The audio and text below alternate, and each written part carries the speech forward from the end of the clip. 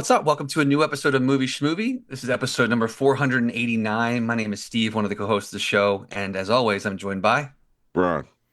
Fire hydrant, door, vent, door, vent, and John. John. Yeah, that Yes. was the last part of the sequence. Yes. You. I'm the anomaly. Good to see you guys. Good to see you guys. I'm glad we made this happen. Uh, how's everything? How's everybody doing? Mediocre. I was gonna say you're like, been better, been better. That's Yeah, the when Steve says glad we made it this happen, we Yeah. we had an almost abort mission, and then we had a wait a minute, let's do this mission. I don't know what you call that. We had an unbort. Stomach in shambles. Threw up. Figured it out. I was like, I think I could. I think I could do something. Yeah. Cool. Found that motivation. Something just told you to let's make this work. So if you were watching, it's like like the sink, and then a hand came up right on the rim of the. Like I'm still here, baby. You know what? There's a moment in many movies, and we should try to, like Ronald had this moment.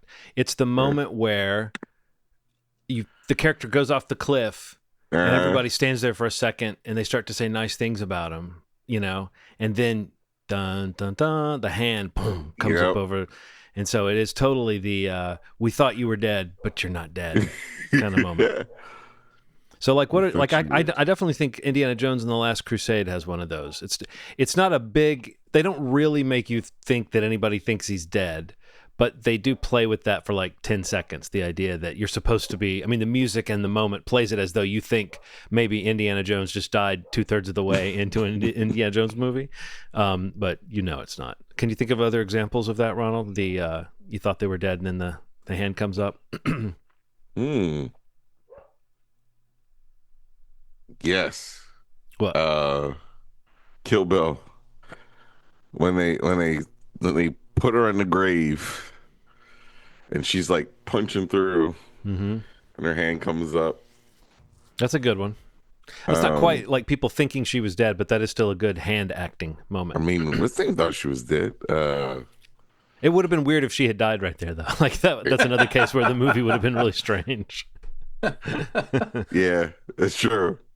I mean, look, we might be talking about a movie that I thought that people were going to live way longer, and they got demolished. We got one of the movies that Steve might be talking about, maybe. I don't know. Like my brain's fried right now. I can't even think. I know the trope that you're talking about, but I'm like, Yeah. I'm struggling to think of an example of one on the spot. Well, write us later, Steve. You can Yeah, send it I'll to send it text. later. Yeah. Send a list. We'll do a post-mortem on this one. If anyone's listening, they can tell Ronald supposedly was the one who had the tummy troubles, but obviously the rest of us. This is already a very loosey-goosey episode, and so I guess just letting people know. It seems like we're all a little bit. I wouldn't say tired, but it kind of seems like there's not a lot riding on this one.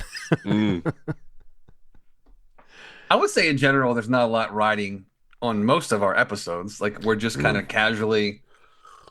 I don't know. My approach has always been some very casual conversation with you guys. So No, but I'm just saying every now and then we have like a big thing that we all know we're going to be talking about. But outside of required viewing, this is a very scattershot episode, I think. I don't know, Right. that we lined up much. But also, Steve, I think that, what I think is riding on every episode is our pledge to the listeners. There you go. To give them some absolute bullshit to occupy around an hour of their time. So yeah, let's talk about one thing, Ronald. You shared a trailer with us earlier. I think it's worth mentioning that X-Men 97 Season 2 is coming. Yeah. If only because it seems to be one of those things that the MCU has done that has had lasting or growing appreciation from people in recent years. It seems like it's one of the bigger successes in a lot of ways.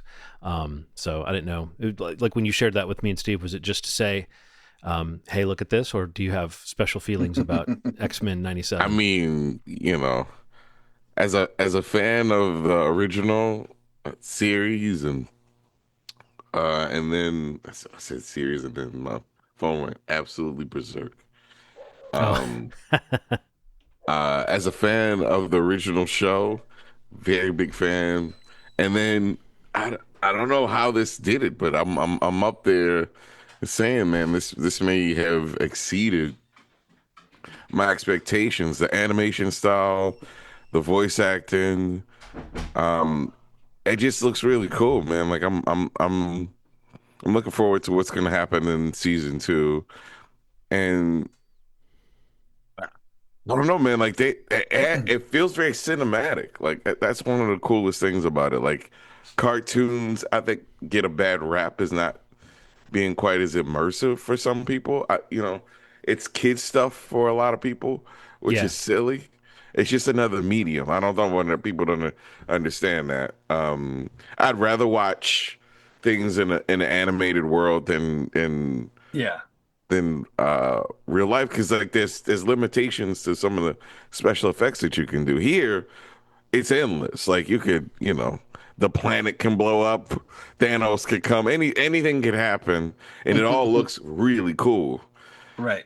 Which I'm really a big fan of. That's why the Spider-Verse movies have always been so interesting to look at because there's no limitation. Like you don't feel like when you're looking at something that that you're being deprived of something.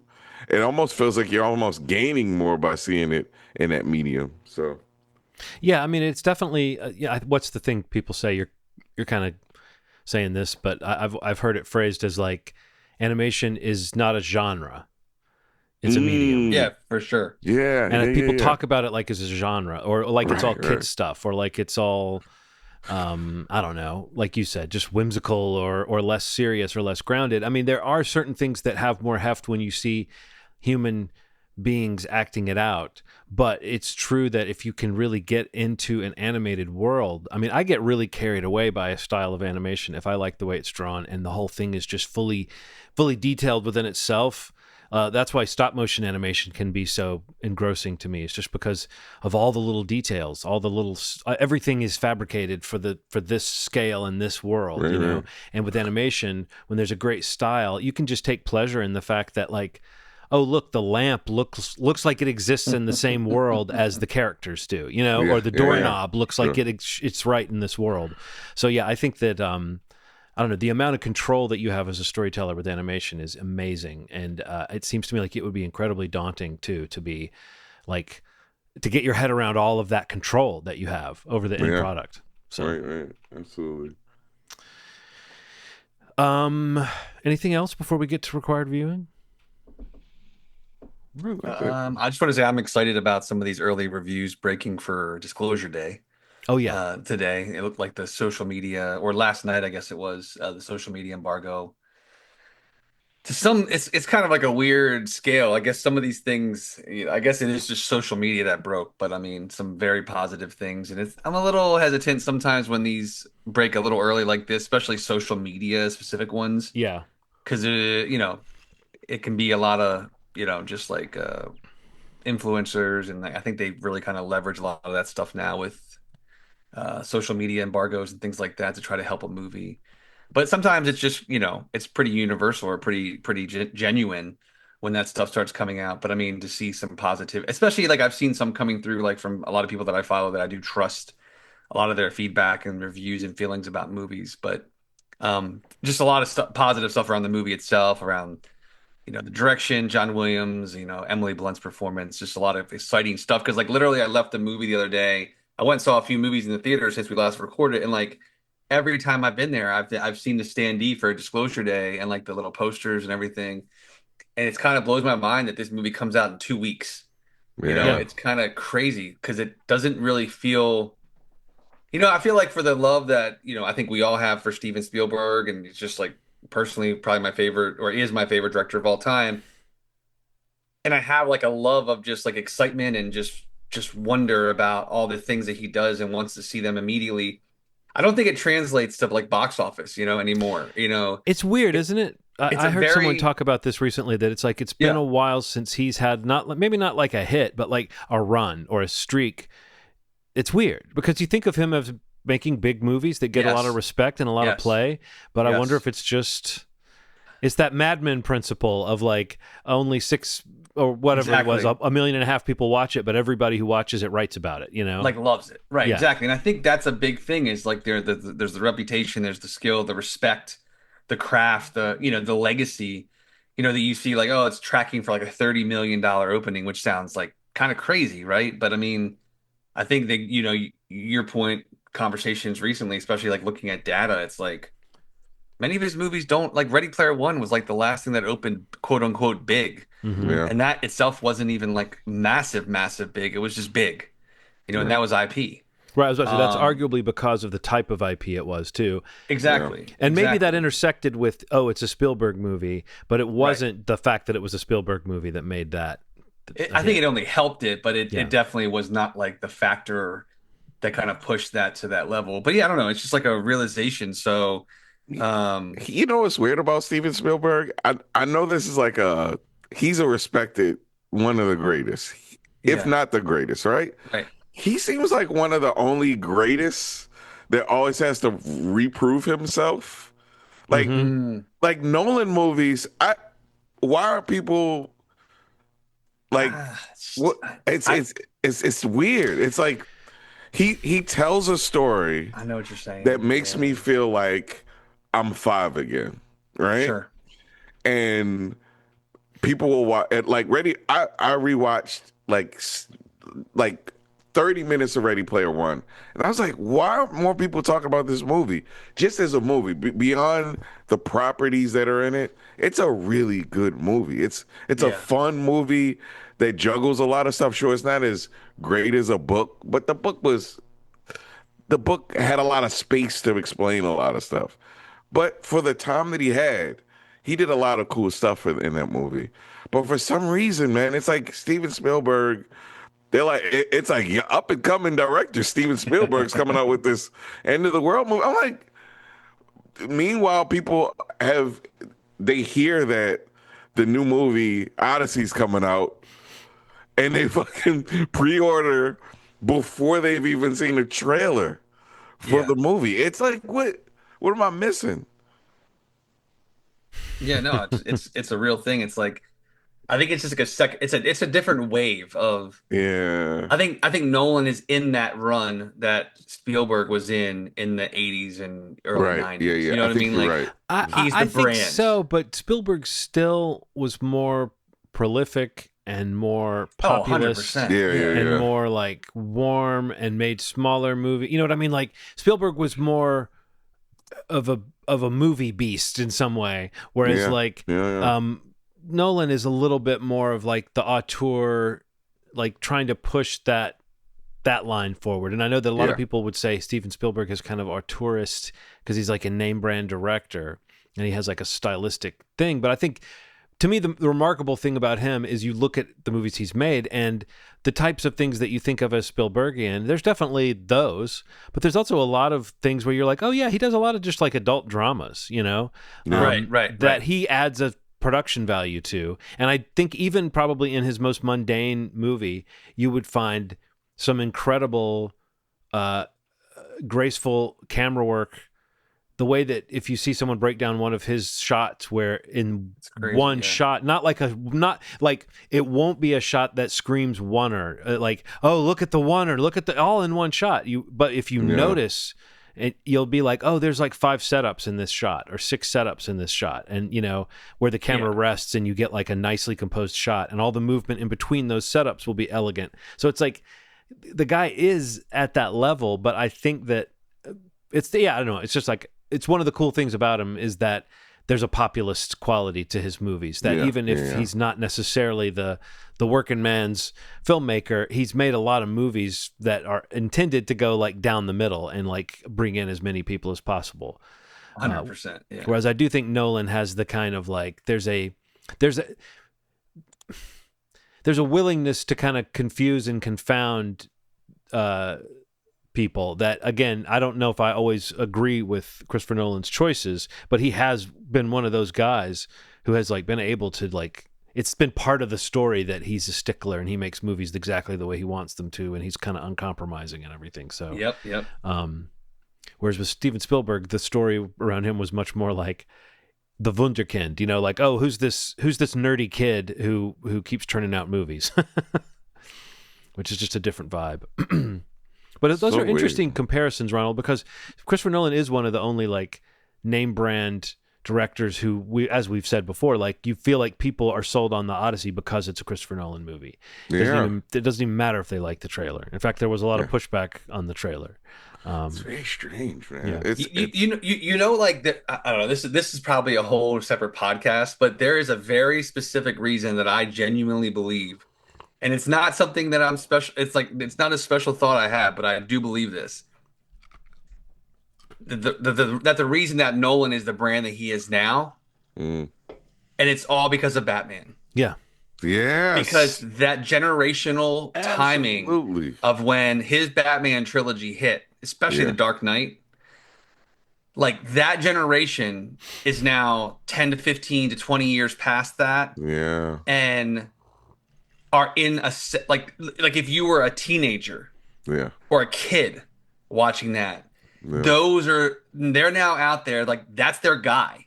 yeah, Just like Spielberg is maybe our guy. Yeah. You know what I'm saying? Like Yeah. it's the timing of when that to your point, John, that populist, like that thing, that IP, that huge thing that he had. Because he yeah, was an incredible filmmaker from the jump. Like he had yeah. love and respect and accolades, but not so much the box office. And then, Batman hits, and that's a turning point for him because everything post Batman are blockbuster movies. Where Yeah. he's taking full advantage of like 100%. hugeness and like 100%. his ability. He even said before the Odyssey was even announced as his next project, I think, after Oppenheimer, that like he kind of feels like it's his responsibility to make massive movies because he's one of the few people that can get 100%. the kind of things these kind of things made. That like, he said it's tempting to go back and make a small film again, but I kind of feel like it would be. I mean, it was both a pompous and a kind of accurate thing to say like. But I also feel like it would be a mistake for me to take the capital that I've built at this point and then like go small when I'm, Right. I can do all these giant things. That's kind of a James Cameron sort of attitude, of like, it'd be a real shame if I were to I mean, but he limit my vision. he really did elevate those movies. Like, I mean, Well, I he think we brought were a used seriousness to them. Yeah. yeah. I mean, there's nothing like them. I mean, like, there's comparatively nothing. If you can give me something like, there's TV show versions of things like that, but a trilogy of a very mainstream character with that much attention to detail and seriousness, and I mean, he elevated it in a way that it just hasn't. It hadn't been done before. I don't know, man. Like I hate the way that people keep going back to it. Like it's like the only good Batman movie, which fucking makes me angry because the last Batman movie was so good to me. But that I could also get my hand off of Christopher Nolan's balls for 2 seconds. It seems like that generation good. just But only 2 cannot- seconds. It feels like this generation. That's all I need. Is just The 2 generation that we're referring to is just always carrying his balls just as he walks around. They just worship him in every way. Is that a shape, or nice form. thing to do for some? I guess it is. I mean, Keep him from banging around down there. Yeah. yeah, it's just Like you need underwear because you don't have someone to hold them. right. They become hand underwear. That's just how much they Handwear. cup his balls. Man. Like, So this is just proof that we'll never have Christopher Nolan on the show. Basically, Maybe he'll like- I guess. I don't know. I mean, maybe he'll like the maybe he's honesty. like, that sounds like a good idea. Yeah. we've said some pretty nice things about him. Yes, Yeah, I think yeah. we've been. I mean, I mean, sometimes you want your balls to have a break. Maybe that's what he's But been honestly, wanting. it's like if someone with a nice, smooth, cool hand, we're cupping them all the time. Yeah, you'd be like, hey, this is Hey, thanks. this is elevated ball cup. Yeah. But now I'm wondering, how do they get the hands in the pants? Do you have to have some kind of panel Yeah, built in that's- for them? There has to be some consent. Ronald, that could look inappropriate. in some situations. Yeah. I just He's thought like, about how that could seem a little weird. yeah, he's on the red carpet talking about Odyssey, and it is like a It's like, who's that guy? The camera just pulls out, and there's a guy standing there with his hands like looks like shoved in a pocket, like an extra pocket. We've got it worked out. yeah. Pulling a Nolan. So yeah, required viewing. Yeah, my pick this week. Movie called Exit 8. I mentioned it was one of those ones that got like a nice little run here in some theaters here in the States. I sadly missed it in theaters. But we were talking a little bit about some of the game stuff, and like Ronald had mentioned last episode, it is based on the game, which I didn't really know until I saw some reviews about it. But Right. I just heard good things about it. I had the premise is cool. We were talking about like the what was it like the liminal spaces. I don't. Does that apply to this movie, John? I Like, think it does. I think it's yeah, Yeah. adjacent. It's that's what we adjacent. were. That's also the context we were talking last episode. But but yeah, like just this like mystery puzzle game movie that I just again I'd heard really cool things about and just thought maybe good timing that it came on video on demand when it was my turn again, so I took the opportunity to go for it. I was looking it up a little bit, and like it seems like for the lack of people that know about it here, it had the highest 3-day opening for a live action film in Japan this year so far, which seems like a pretty big accomplishment. I mean, there's a lot Yeah. of much bigger movies that are animated from the market, but I mean, also like some other strong debuts other places across the globe. But I mean, to kind of come over here and have a smaller opening and still do it decently well for the reach it had. This was like one of those things. It's like I'm thankful that it came out at all, and that it's available at home now. But I mean, it's like it got the attention that I guess it needed to get to get that release. I guess is what I'm getting at, because like it did really well in Japan, to actually get a stateside release the way it did. But um, yeah, I don't know. What do you guys think of it? I don't know. You want to start?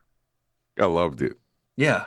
Yeah, I think I like being lulled into things, kind of like, you get used to the system.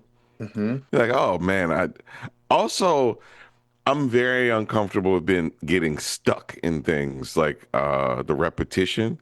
Oh yeah. It's something that actually drives me crazy.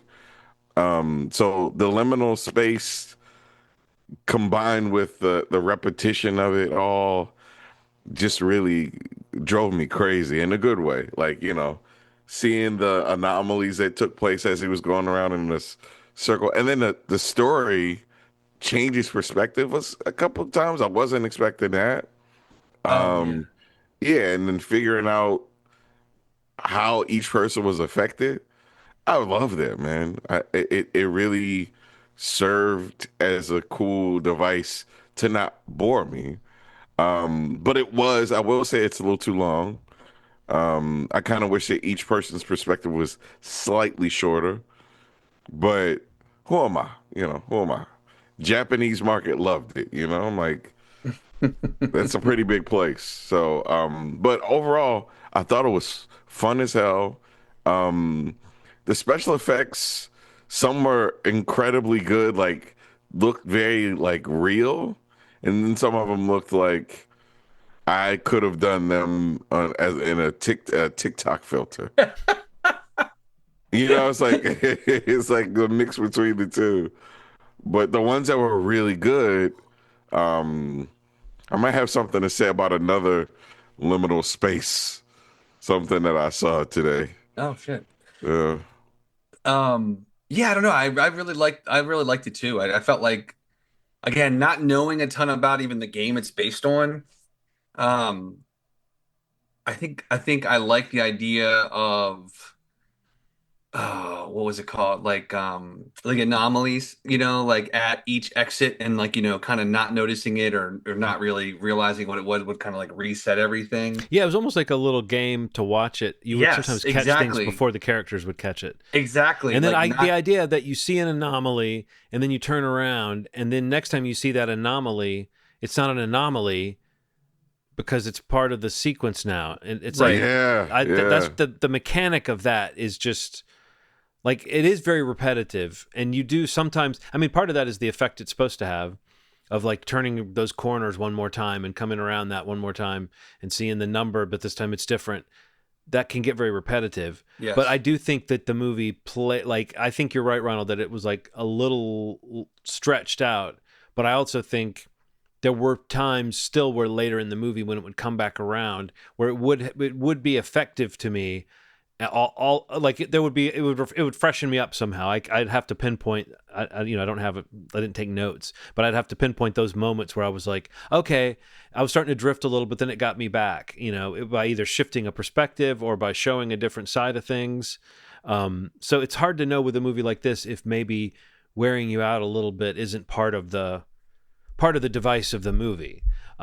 Because it is extremely repetitive. And like, if you knew at the beginning that you were going to be looking at that same hallway essentially for the whole run of the movie, you might go, I don't know.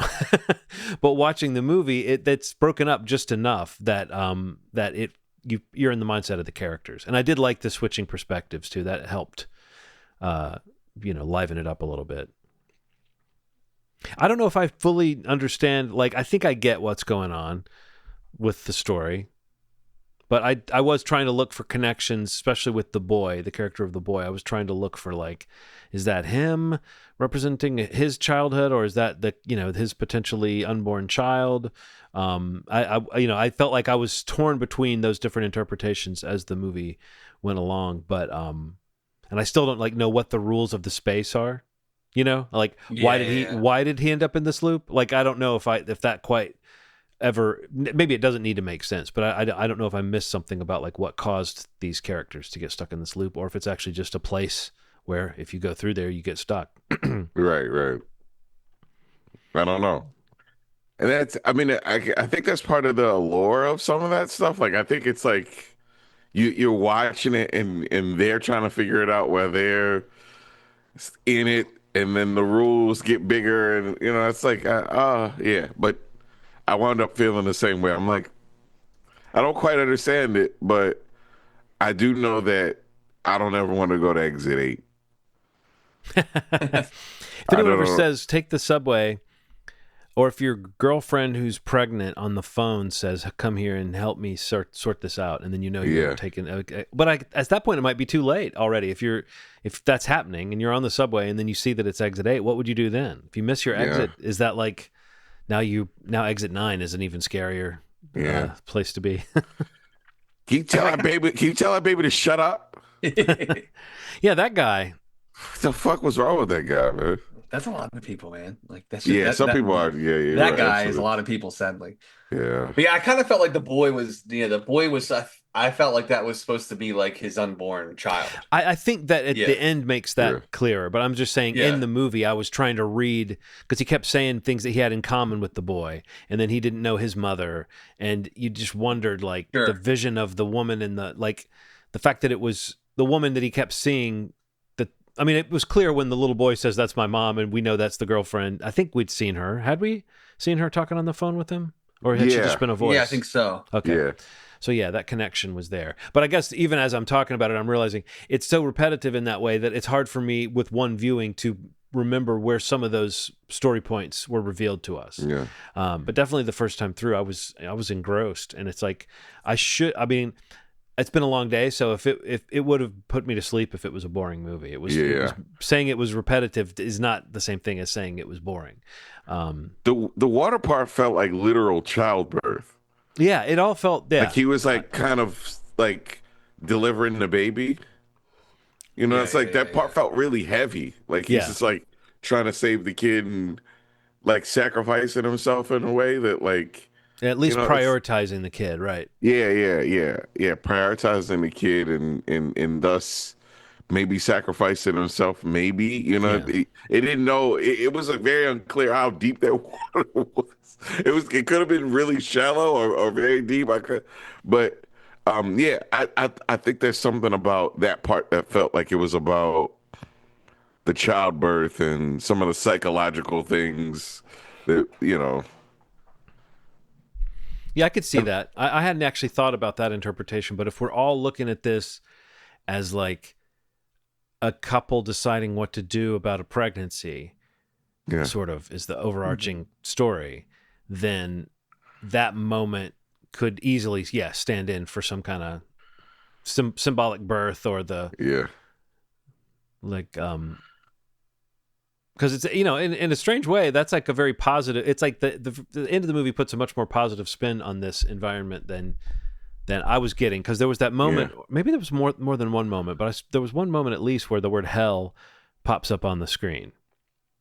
It was right before, I believe, the Walking Man. If that's what was that what he was called? The second guy, the Walking Man. That guy, before his story popped up, I think the word hell was on the screen. And I was beginning to think, like, what have these people done to be in this place?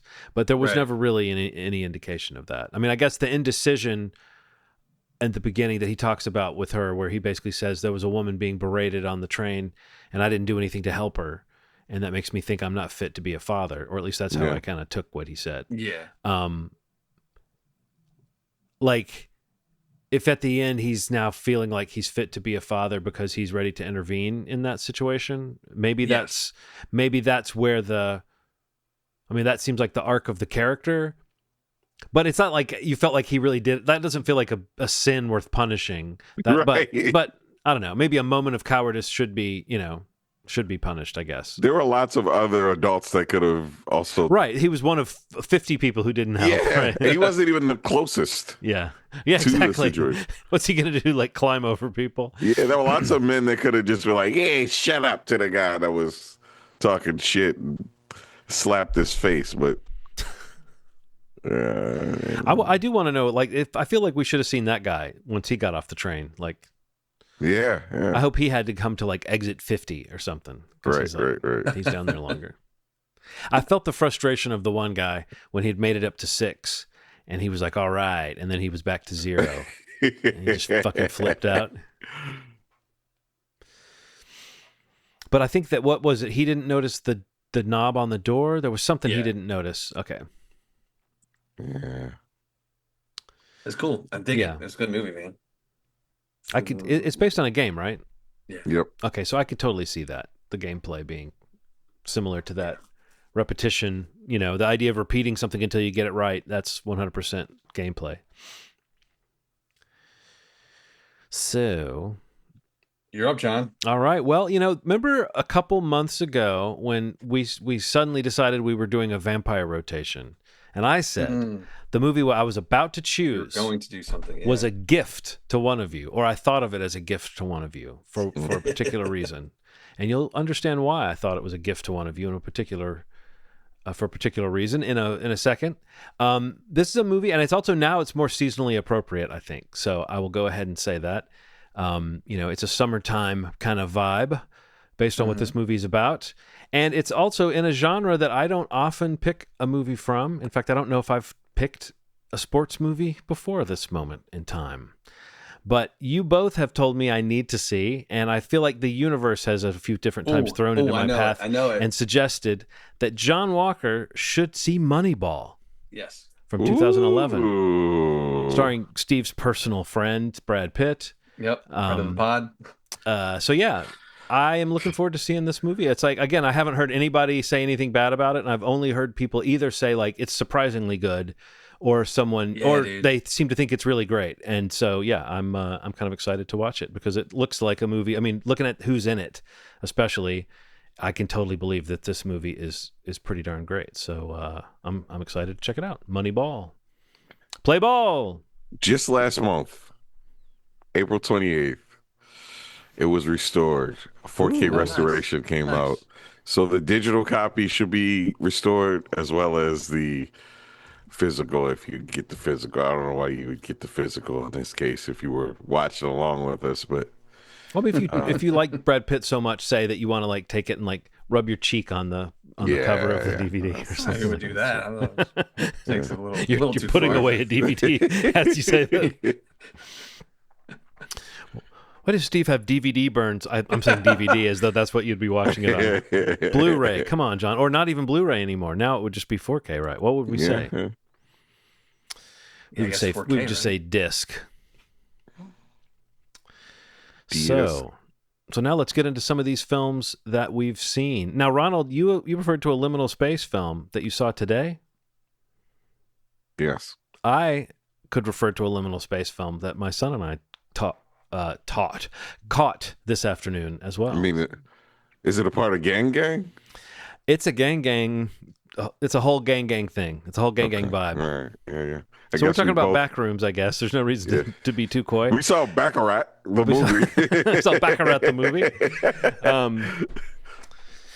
Yeah, so what did you think of Backrooms? And maybe talk a little bit about what did you expect other than the gang imprint being something where you said to yourself, this looks like they're doing something a little bit different than their usual elevated horror. This feels like it's aiming at something bigger maybe than they might normally do. But I don't know. I've been really intrigued by this movie from the moment it was announced. So, talk about Backrooms. Well, I'm gonna do a pun, and excuse me, I apologize. I'm a dad. When I saw that Chiwetel Ejiofor was starring in this, I knew that this was something I could chew into, and I'd be on the edge of my seat for the whole time. Yeah. There's a reason why they chose him. You know what I mean? Like, this guy brings a lot to the table. So at first I'm like, they had to have chosen him for a reason, and yeah, I see why they did it. There's a lot of liminal horror in this thing. Like, they play with spaces in a way that just, if I were in this situation, suey. Not even gonna lie to you, suey. Just neck broke. I would jump off of something high. It's so scary at some point. I didn't know if you were saying you were going to sue somebody in a cute way, and then I thought suey, like suey, when someone calls a pig. No, you're talking about okay. I see what you're saying. Take a walk on the suey side is what you're saying. And I don't even talk like that. No, I know. I know. It is. I mean, like it plays with some things, just sanity wise, that just man. So, are you in on the videos and shit? I feel like we may have talked about this last time, but I haven't watched Backrooms. I haven't watched the originals. No, I haven't watched the original Backrooms, but I've watched similar things. What's the group? What's the group from Baltimore? They did a liminal one, but it wasn't like funny. I mean, it wasn't like scary. It was like it played with spaces in a weird way. What was that? What was that big comedy group from Baltimore that like? God, man. You know what I mean? They were on Adult Swim. Sure. God, what is their names? It was a comedy troupe. Man, I feel like I'm going crazy. I feel like I've gone crazy because I did not know that a Baltimore comedy troupe. Wham City. Okay, I did not know. I do not know. What? You never heard of Wham City? Maybe I have, but I've forgotten the name. But either way, please understand, they were responsible for like. Let's edit that out, so that Steve and I don't sound like we don't know Wham City. They were responsible for 50% of the weird shit that was on Adult Swim, adult-wise, like any of the live action stuff. Like, they did a lot of weird stuff. And one of the things they did was like a liminal space thing that kind of played on space and time, and it was strange. Like, okay, so Dan Deacon. Okay, yeah. All right, yeah. So they were huge, man. Like, there was a time where, but they were very, very underground. It was like you had to go to like what's the place off of North Avenue? Rest in peace. The Royal, the Crown. Yeah, they would have comedy shows. That I was on one of their shows before. Really no, I remember this. Wham City was eluding me 100%. And also, when you were saying like a comedy thing, I thought of them as more of a multi, whatever. I got you. No, I know all. Yeah. So guys, look up Wham City and Adult Swim, and they had a cool impact on Baltimore. A Baltimore comedy troupe had an insane impact on Adult Swim and the world of like strange comedy. And that was one of the first liminal things I'd ever seen in my life. Like, I was like, what the fuck am I looking at? this movie is playing on a lot of our fears of space and time and uh yeah, it's things not looking the same when you come back to them. Um, I thought it was incredible. I mean, like I thought it was really, really, really one of those things that just once it got going, it really picks up to like a level. I was like, I didn't know what was happening. I don't know who is responsible, and then they add little elements even toward the end, and they still explained more, and I still was like, oh no, oh no, this is not putting me in a place where I want to be sanity wise, and then it ends crazy. So um, this is a fun one. Like it's not for everybody.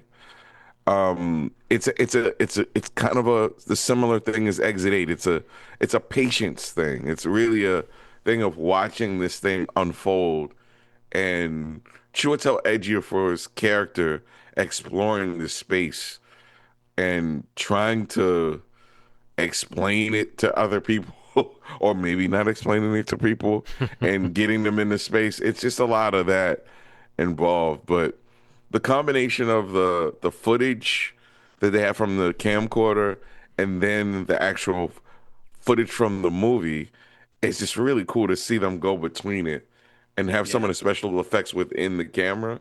I'm curious to see how they did some of that. They might have just put a filter over some shit and called it a day, but it really does look cool watching the camcorder versus, and this takes place not now, my understanding, right? Yeah. This clearly isn't now, right? I I Or don't it know if couldn't. it I don't know if it was made clear when it happened, but like definitely the televisions and the technology feels very 80s, you know. So, Hold on for a second, sir. yeah.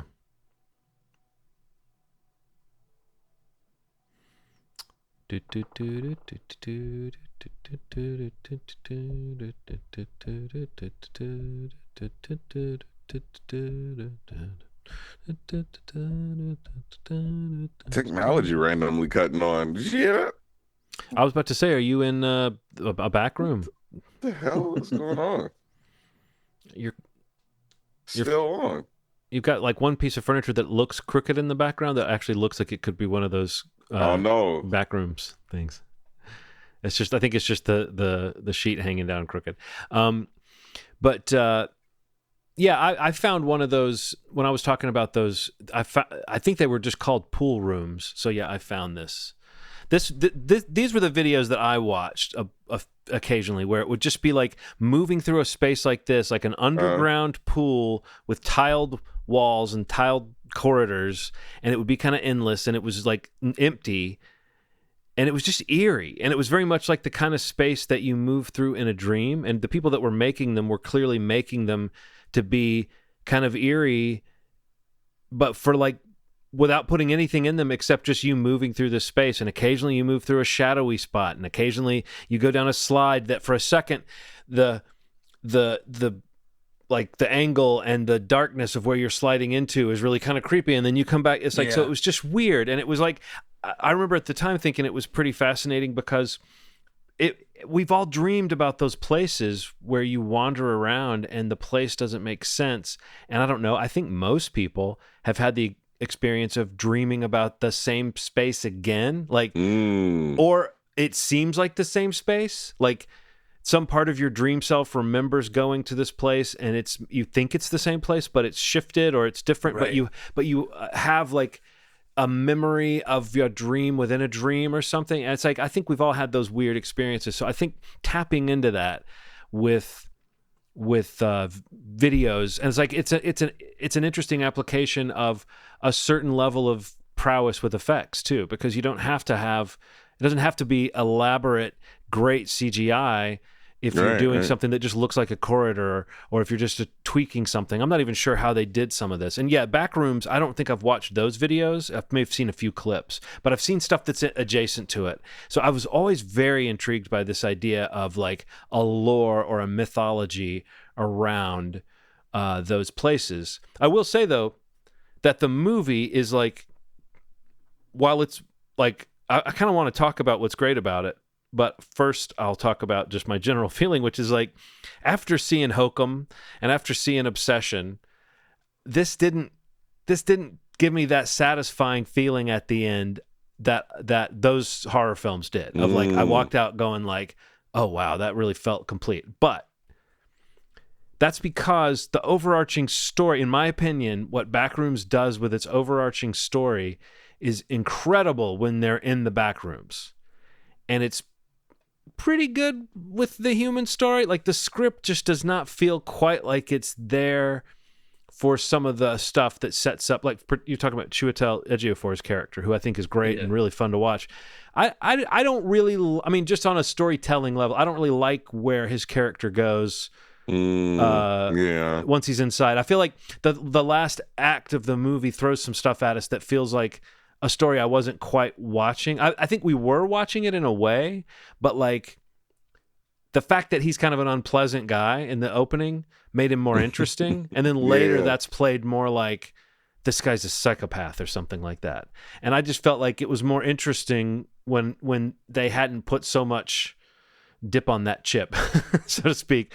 And I also think that like his relationship with his therapist is just crazy. It's just one of those times where I'm like watching it going, she's a terrible therapist. Like, and I know I don't think we're supposed to think she's a good therapist necessarily, but she's just very narcissistic. The way she talks to him, and like, I just don't. I mean, correct me if I'm wrong. Your therapist should not be saying things to you like, no matter what you do, you'll be stuck in a pattern back where you started all alone. I just don't think your therapist says things like that to you.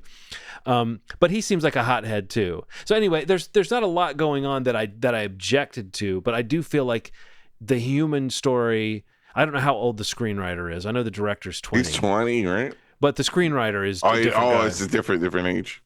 I don't know if he's as young. But there were times in this movie where I was blown away that a 20-year-old came up with this. And then there were times where I was like, yeah, this might be what a 20-year-old thinks adults act like. I don't know. It's and I don't say that to be snarky, because I think the movie really works on some levels. But it's interesting to see this A24 sort of level of elevated horror, or whatever we want to call that, projected onto an idea that is like, half of it is like beautifully formed, and the other half, the human story, just is sort of like, again, after seeing Hokum and Obsession, two horror movies where the human story absolutely connected, this movie is an example of one where they didn't quite nail it. Like, I get to the end of the movie and I don't really know what the story of the movie was. However, was I completely sucked in by when he's first exploring the space, Ronald?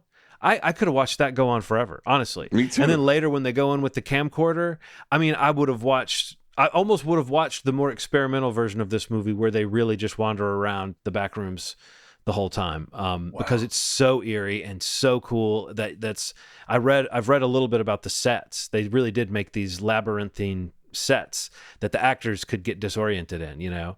And then did you start picking up on the kind of pattern? Like, there's certain signposts that you can say, oh, I kind of know where they are in the space. Yeah. So it seems like the space shifts, but it also seems like certain aspects of it stay the same. Yeah.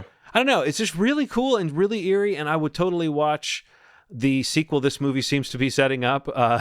In my opinion, I don't know. It really totally feels like there's more lore here. This movie does not attempt to seal the deal and tell the whole story. I don't know that they need to, but I mean, I was totally sucked in and immersed in those scenes, from the sound design that sounds like weird music that's like piped in somewhere else, but you can kind of hear it echoing, and then the buzzing of the fluorescent lights when they were walking through stuff. All that stuff was so immersive. That's like repetitive voice. That's like voiceover thing with, you know, when they go past the stanchion thing. Yeah.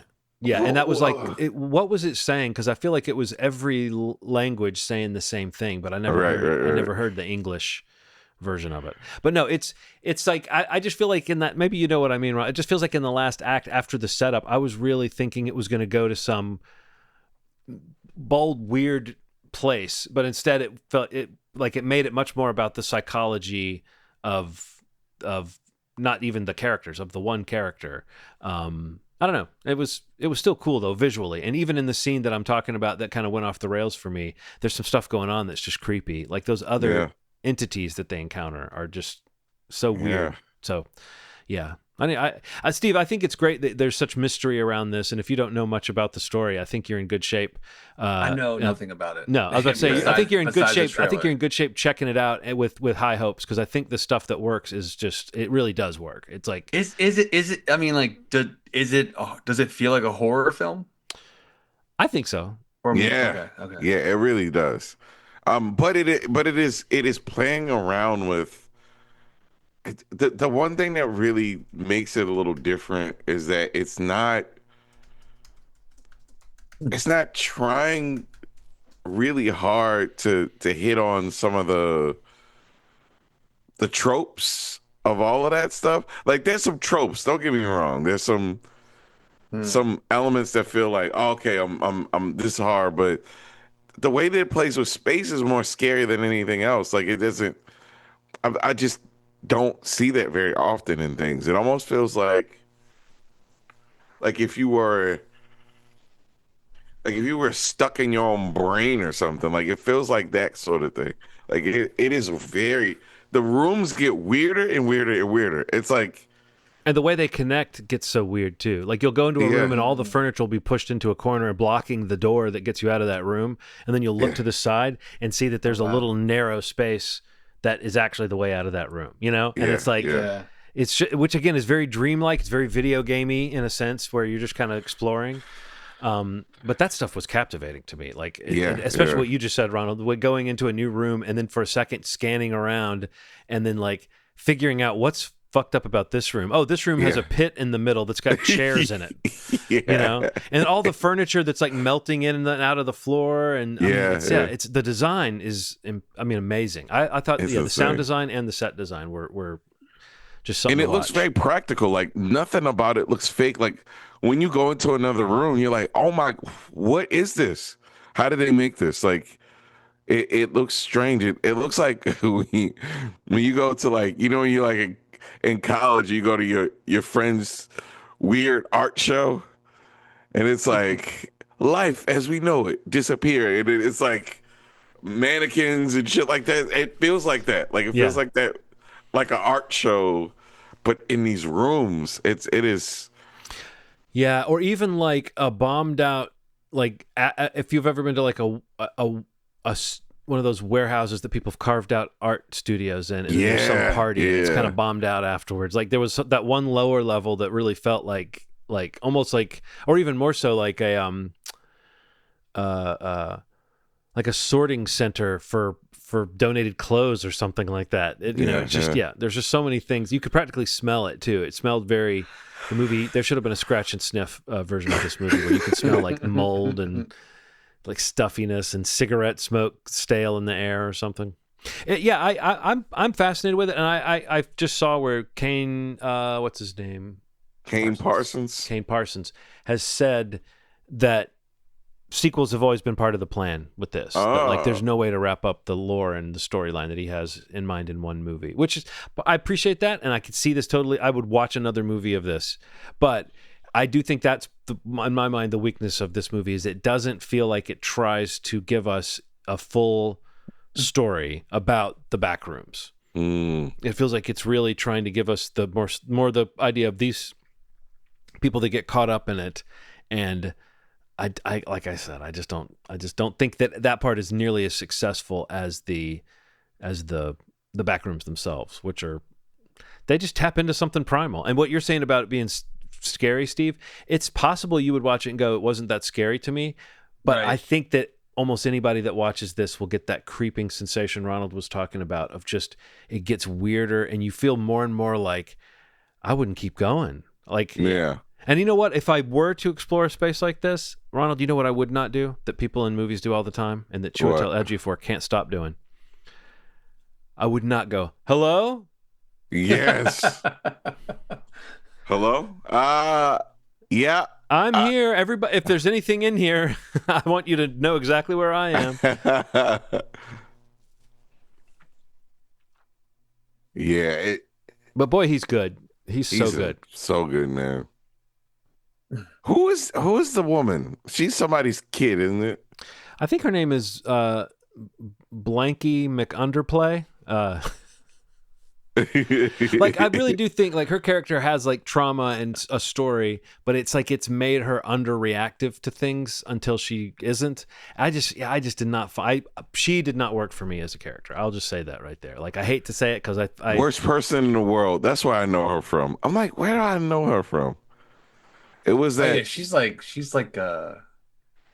yeah, a in What is it? Renata yeah. Reinsve or something like that. Like yeah. She she's seems cool. pretty. Yeah, she's I've seen very. interviews with her where she seems cool, but her character did not She's like register with me. model-esque too in it. Like it's interesting the way that they use her. The what she does in this is really interesting because it's probably what I would have done if I looked like her at that time. I would have.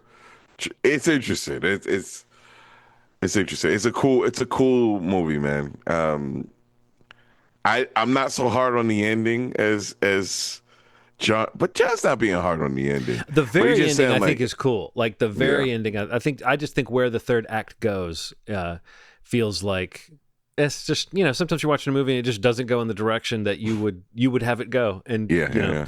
but the final images I think are really haunting, and it's back Oh in that yeah. sweet spot of what this movie's doing really well. So.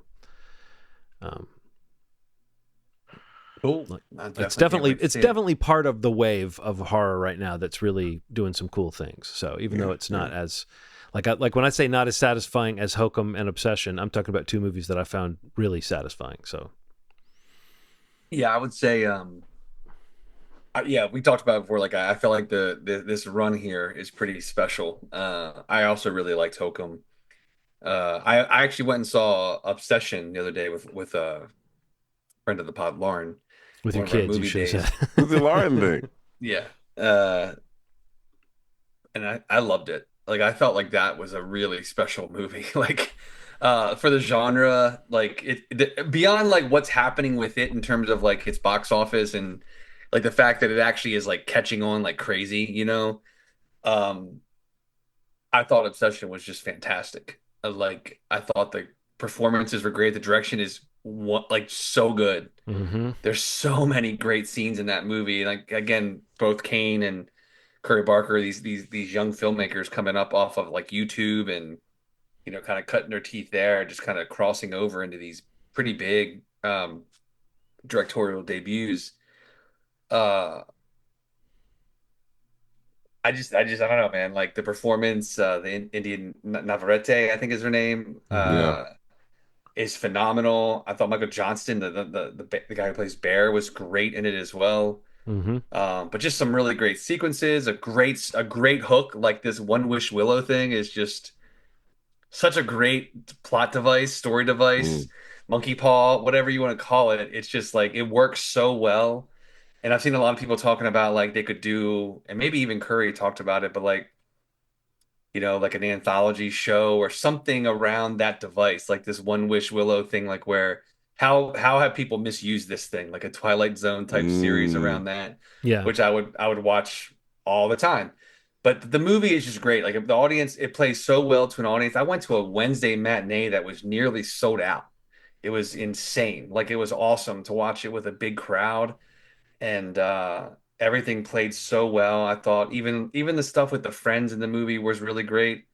Was it Ian and Sarah in the film? But Nikki is like the standout, man. Like Mm-hmm. that performance, that character, some of those sequences, like with what she's doing, like physically in some of those scenes, and kind of snapping in and out of, what well, I guess like this spell type thing that she's under, because of this wish he makes was just I don't know, just like really special, I think. And it's exciting to see it do so well to begin with, but like it's unheard of. I think it actually is like a historic thing. Like Yeah. right before we recorded, I read an article that was saying that like outside of the Christmas corridor, like it's the first time in like recorded box office tracking that a movie has gone up almost 40% in its second Mm-hmm. weekend. Holy moly. And that's against like, big movies like a Mandalorian and Grogu movie, Right. like big, Yeah. four quadrant type movies.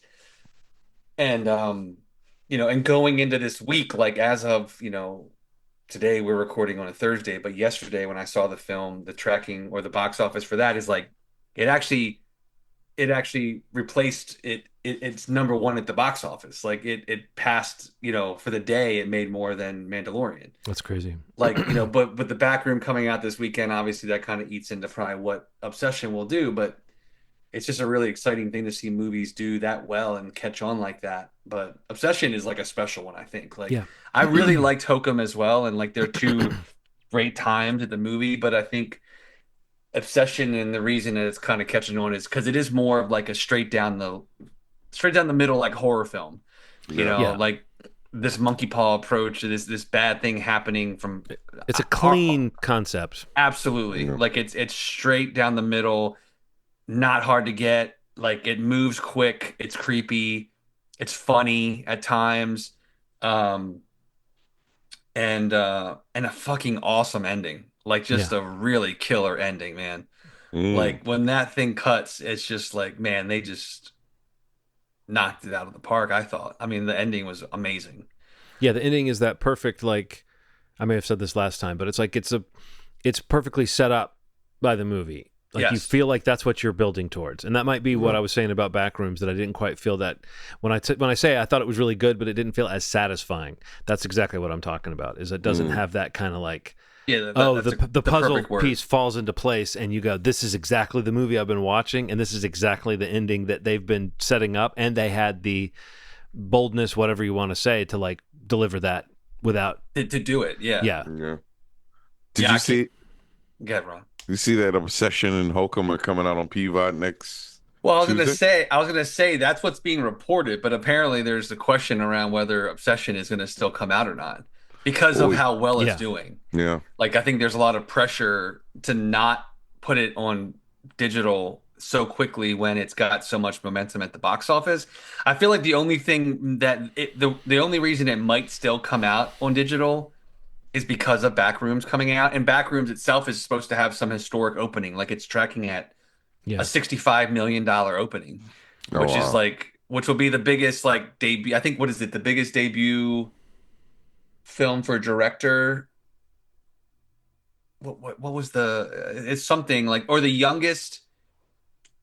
Oh my God, I can't remember now. I'm just like talking in circles. That number, there's some record or some special thing, like the biggest opening for like the youngest director ever, like that's not like IP based or something like that. It's some wild thing. Mm. But or maybe it's just specifically for horror. I can't remember. But I mean that eating into Obsession is going to probably be a real thing. Like I think the timing for Obsession was pretty great in the sense that it had 2 weeks on Backrooms, so it had the time to do it. So I don't know that it goes up again this week. That'd be insane if it does. But yeah, I'd be crazy if they both come out on PVOD next week and people can watch these movies that we've been, kind of raving about in some form or fashion. But um, Obsession was awesome. Like that's all I got to say. It was great. Highly recommended it. It's one of my favorite things I've seen this year. And again, like I can't stress enough the idea of like seeing it in the movie theater and being fortunate enough, and it blew like Lauren was blown away by the fact of how many people were in the theater. It's because it's catching on, and it's also, Yeah. like the theaters do their discount Tuesday, Wednesdays, like where it's like tickets are cheaper. Like AMC, that we normally go to, their tickets are 50% off or something like that on Tuesdays and Wednesdays, which is amazing. That encourages people to go, obviously, but I mean, you couldn't believe that the theater was full. Like, I'm not exaggerating. It was almost sold out. Like, That's it was great. packed. Wow. And that movie plays too in an audience. Like, John, you went Yeah. like the day it opened, right? Like, or the night before it opened. It was like, it's awesome to watch a movie like this and with an audience where where there are some jump scares and there's some like unsettling moments that aren't even jump scares, but they're just so creepy. And, you just sit on a facial expression that is so uncomfortable. Like, Yes. it's great, man. I can't wait for you to see it, Ronald. I think I you're gonna can't wait. but that was great.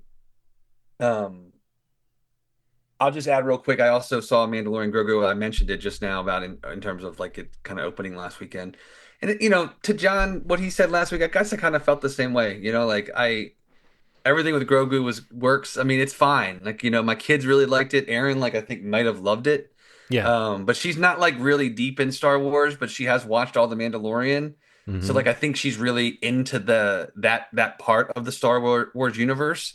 So like that I think is probably where it succeeds the most is like that thing. But like for Star Wars overall, it does feel kind of minor, kind of more slight. Right. And but I mean it is what it's like kind of seems like it did exactly what it was trying to do. I heard someone say that they gave it 3 stars out of 5, but that with the acknowledgement that it seemed to be trying to do that. Like That's literally that I it's sort gave of it trying. When you say minor, it is like in a minor mode. And yes. because I went back and Yes. saw it a second time with Nikki and Henry, and it was a little more fun this time, kind of knowing what the scale was. And I think anytime you see a movie the second time, you're gonna, well, it's gonna go one way or the other. But I mean, it'll help cement things you liked about a movie, oftentimes. Totally. Totally. And I was loving. I mean, I giggled even harder at everything Grogu did the second time. I mean, I'm a sap for Grogu, but this time through, I was Absolutely. able to appreciate things. I was like, oh, now that I know what this movie is, I could see the way they were setting things up. And what Right. I did was, at that point, I had seen several reports from friends with small kids and people that had been to crowded screenings with families and stuff, and were talking Yeah. about what a blast it was.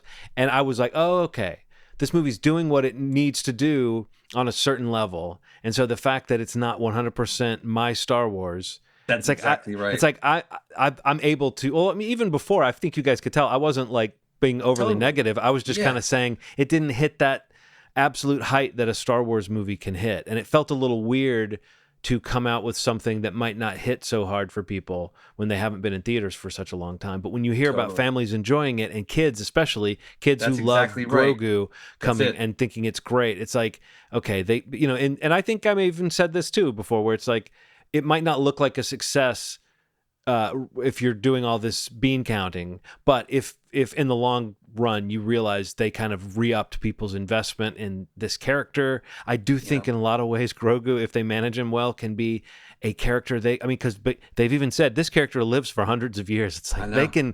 he can be the new backbone of what they're doing with Star Wars if they want that. Do Yeah. people want dark Grogu when he hits 200? I don't know. But this movie made it really. I think that if anything, especially as a dad, Ronald, the thing this movie really hits. Have you seen it, by the way? Is this one of the movies you've secretly nipped off and seen? No, I haven't seen it. No, Okay. I was wanting to. But like it taps into that. The trailer had that line: "The old protect the young, and then the young protect the old." I think even more so, this movie hits that idea that Mando, even if he lives a long life in his line of work, he's not going to live to see what Grogu becomes. He's not going to live to see Yeah. the best parts, probably, of Grogu's life. That hit like a ton of bricks for me, especially the Sure. second time when I kind of was noticing, like, oh yeah, this is more of a Grogu movie than a Mando movie. But Mando's moment of like, when they get his helmet off so you can see Pedro Pascal's face for at least a scene, and in that scene is when they hit him with that. Oh, you'll be dead long before he'll have forgotten you or whatever. So it's like that is something that I think is incredibly touching and poignant about the whole Mando Grogu setup, is that at some point when Grogu is still essentially acting like a little kid, Mando's going to be an old man if he lives that long. So Right. Right. and I think that's soulful. The rest of the movie is maybe less less soulful than that notion. But Steve, you had to love Grogu running around with the Enzellans. I mean, So, oh my God, dude. wasn't it Like just funny? like coming out of the theater, my kids were like, because like we talked about Babu Frick, and it was like Good job, baby. that's that, and they're like those little guys, man. Where do we get the toys of those? I'm like, God damn it, they did it. They really drove that home in this movie. Is that like they popped up in the show, but damn, those are good baby, good baby. Yeah. I was like, we come back, we come back. Like I love every time you could make a line out. Dylan, Yeah. my son, was like, they're kind of like minions, and I was Yeah. like, that's what Star Wars is doing with this Right. with those characters. Like they're going for these little minion things, And I Well, was like, yeah, they did it, I guess. well, one thing they do is that makes them lovable too is they're littler than Grogu, who's already lovable and little, And and little. Grogu loves them. When they I show know. up and Grogu gets so excited and runs over there, it's so funny and cute. But you also know Well, the they're kind first of, time you meet him in the they're show, kind of though, he like annoyed by tries to him. eat him. Yeah, Remember? right. He tries to eat him when he first Yeah. meets him, and it's like, no, you don't eat them. It's like But that's then why there's Mando like makes Bat him Baby. promise to behave, right? Yes, Well, I just yes, loved them yes. being like, "Hey, horrible baby," when they first Yeah. see him, but then later they're like, "Good job, baby." Yeah. And I also, but Steve, the funniest little line, the muttered line, is there's one part where they're looking in a pipe, and it's like Grogu pops his head up in the pipe. It's their way into the hut Yeah. palace. Yeah. And then Grogu pops his little head up, and then the little Anzellan comes up next to him, and then the camera zooms into the pipe to show you how long the pipe is. And then the little guy next to Grogu says, "Big pipe, eh?" Yeah. Yeah, they were great, man. And this is what I'm saying. Like, it's just like the movies. I literally I felt the same way. Like, I gave it like a 3 out of 5. I'm just Mhm. like, it's nothing like crazy for me, but it just felt like it's fine. It's fine. It was entertaining. It was fun. My Yeah. family loved it. Right. It was a good time at the movies. Like, Yes, I'm not going a to be a couple. dick about this movie. Yes. Like a couple scenes really got me. Yeah. Like when he's going through the jungle, like when he's trying to get back, and it's like, or to lead people away from Oh, him. that It's like, scene after he's let them. Oh, yeah, yes, yeah. That's I a was great and Mando the scene. score in that scene, Yeah. it really got me, man. I was like, oh no, But, not they that I sell thought you anything was briefly. happening. They sell you briefly on the Yes. idea, right, of Yes. something that can happen. Yes. Yes. And that's the getting to the theme that you're talking about, though, is like that's post, him accepting that, hmm like that's something that will happen. And you're like, oh no, it's gonna happen now? Like, no, there's no way. Well, and But Steve, when they get to the ship and he realizes what's up, yeah. that moment, you feel him go, "Oh, okay, Yeah, this is yeah. not going to be as easy for me as I'd hoped." Yeah, no, you're Yep. right. That's good. Yep. That's good. Yep. No, it's fine. It's like, Yeah. I mentioned this last week when you were talking about it, is like I've come to the realization even before watching it that it was like it did feel like this is not like the home run swing. Like this is just putting runners in scoring position for Star Wars. Like this is just kind of table setting. This is kind of keeping it relevant. This is kind of satisfying people that have stuck around to, wait for something in theaters of what was successful among the series, which was definitely the Mando series, and to put it on the big screen and make some money and get people invested in it again, or keep them invested in it, because it does feel like, hopefully the scope, the spectacle, the level of Star Wars that you and I are, I guess, trying to describe is probably more of what, Starfighter would be, but that perspective that I have is more of maybe an adjustment in my brain that I've kind of like adjusted to, and I think that that's fine. I just think like it's fine, like Yeah. it's successful. People love the Mandalorian. People love Baby Yoda, Grogu, and I think people really like this movie, and that's all it really has to do. Yeah. You know what I mean? And that's not like an apology for it, or like No, it's not. It's weird. it's not at all. But it but never was you going feel to like do you have something. to talk about it in this way because this is like the frame of it. It is a Right. Star Wars movie that feels like it should be this Right. huge event, but it's weird to hold that against a movie that's, like you said, doing fine. This movie's doing what it's trying to do. Yeah, pretty and much. it was never probably that movie. Yeah, There's no. no way this movie was ever like an episode film. Like Yeah. it's not that at all. Like even in scope, it's not that. It's so much smaller than that, and just kind of sort of like the show is. But You know what, Steve? I think that this movie too, if you look at what actually happens in the movie, it is big enough if you get into the lore. It doesn't feel big enough in terms of what's set up in the movie, in terms of stories we've seen in the movies. For people that follow the cartoons and all the lore around that stuff, this feels like a major change to like the criminal underworld. Stories told after this will have to have a different like backdrop in a way if you do those underworld stories, but it just doesn't feel that significant as a movie thing because we haven't been thinking about that world that much outside of, again, if you've been watching those shows. So I think that's a huge part of what it is too, is that like, okay, I can see how on paper this feels like a big enough story to be a movie. It just doesn't quite feel like it's a big enough story to be a movie when you're watching it in the theater. Yeah, no, you're right. But it's a weird thing to say because it's like it's bigger than so many movies, you know. It's just not big for a Star Wars movie. So, Ronald, have you seen anything else? You want to bring us home with anything? No, I'm excited about seeing. I know. Excited about seeing Spider Noir. I'm probably gonna start on that this coming. I gotta watch that this week. Yeah, I gotta watch it. Yeah. Have you watched Widow's Bay yet?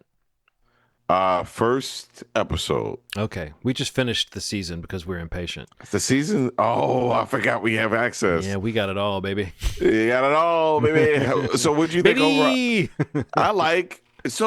I read an article saying that the genre changed halfway through the. I think they're talking about there was a recent episode that felt like a slasher film after previous episodes had not hit that gong. Oh no. Okay. They might be talking about one that's like a more of a period piece. Anyway, like there's 2 or 3 kind of outlier episodes later in the season, but I would not say it changes genre. It doesn't change away from comedy horror.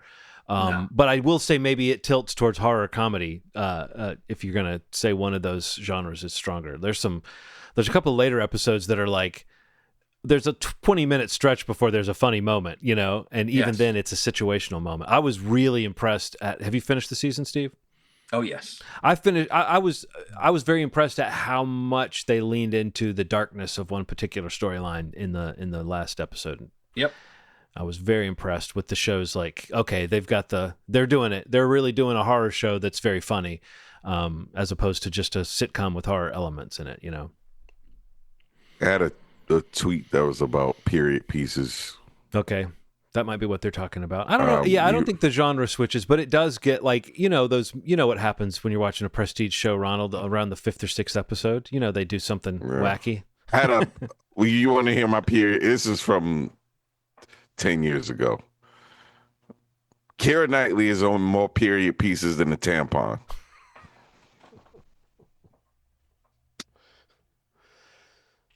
Could you say she's in more period pieces? Was that more anatomically correct? In more period pieces. Okay. Yeah, that's what I'm actually in more period pieces than a tampon. I think, you know, do you remember, Ronald, when we used to throw to you to say something to close out an episode? Yeah. I think you just did it. You just did it. I think that's probably a good note right there. It's a crazy thing to say, but like if you think about it, it's not that off. No, it's really not. What's sad is who would that be now? Because I don't think Keira Knightley. Who would be if you were out there, if you were a Road Dogg comic, right? And you're still doing that joke. Who have you updated that to now? Yeah, I mean, I don't think because she's still in them. Like she's still. Is she still her though? What do you think, Steve? Do you think there's a new period? I don't know. There's got to be a new go-to. It's probably. Oh God, who would that be? Is it that dude that's in the dude that's in Euphoria? Oh, Jacob Elordi. I think he's only been in like one, right? Is he in the second one with the like?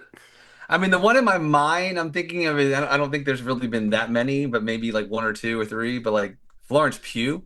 Yeah. Okay. I was thinking is in a few, but not so much so that you associate her with them.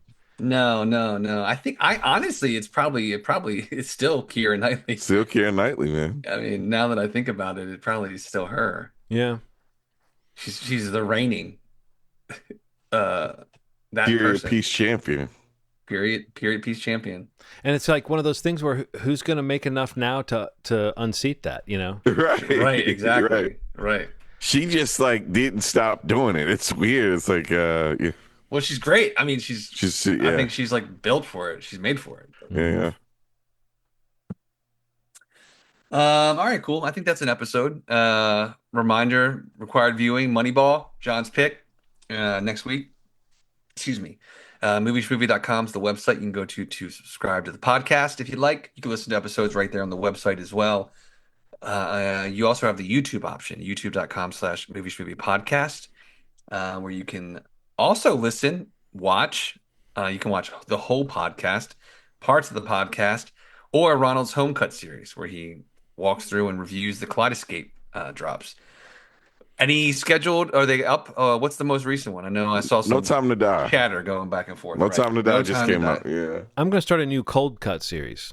Cold Where cuts. you see me making a deli sandwich. It's just deli sandwich. We'll just go around and review them. I won't show you how to make the sandwich or the sandwich because that's like influencer okay. shit. Good, I will good. just eat a sandwich and then talk about it. And talk about whether it was good. And I'll After the talk about fact. the. Yeah. That's exciting. It's Talk all about- past tense. Like I went there, I ate it. Yeah. It was Yeah. great. Yeah. I'll Like, talk that's about the the sound episode. quality and the resolution of the sandwich. Yeah.